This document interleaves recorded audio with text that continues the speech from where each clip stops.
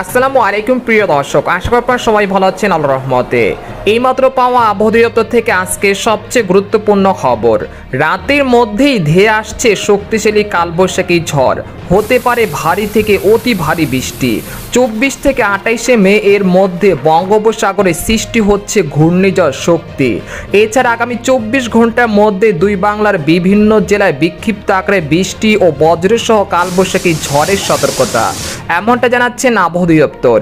আজ ও আগামীকাল কোন কোন জেলায় এই বৃষ্টিপাত হতে পারে এ বিষয়ে কি বলছে আজকের আবহাওয়ার রিপোর্টে জানিয়ে দিব। সম্পূর্ণ বিস্তারিত ভিডিওদের সঙ্গে থাকুন। আর আপনি কোন জেলা থেকে আমাদের আবহাওয়ার খবরটি দেখছেন অবশ্যই কমেন্ট করে জানিয়ে দিবেন।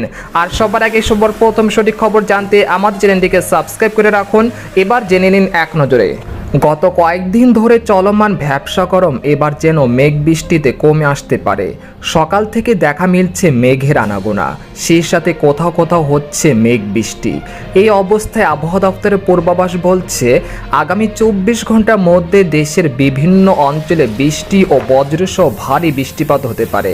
শুধু তাই নয়, ভারী বৃষ্টিপাতের কারণে দেশের উত্তর অঞ্চলের বেশ কয়েকটি জেলায় আকস্মিক বন্যা পরিস্থিতি সৃষ্টি হতে পারে বলে সতর্কতা করছেন আবহাওয়াবিদরা।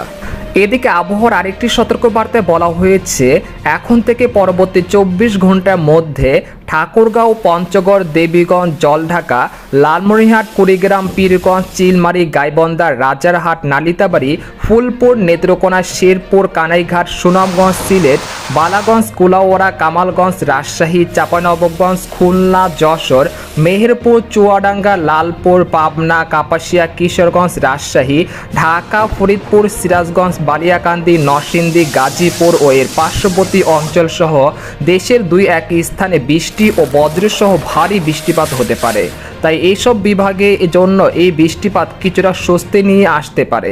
তবে দেশের উত্তর অঞ্চলে রংপুর, ময়মনসিংহ ও সিলেট বিভাগে অতি বৃষ্টির কারণে বন্যা পরিস্থিতির সৃষ্টি হতে পারে। তাই বন্যার জন্য পূর্ব প্রস্তুতি নিয়ে রাখুন রংপুর ও সিলেটবাসী। এদিকে গত 24 ঘন্টায় দেশের সর্বোচ্চ বৃষ্টিপাত রেকর্ড করা হয়েছিল রংপুরের রাজারহাটে 139 মিলিমিটার। এই সময় ময়মনসিংহ ও সিলেট বিভাগে ভারী বৃষ্টিপাত হয়েছে। তবে ঢাকা বিভাগে 23 মিলিমিটার বৃষ্টিপাত রেকর্ড করা হয়েছে।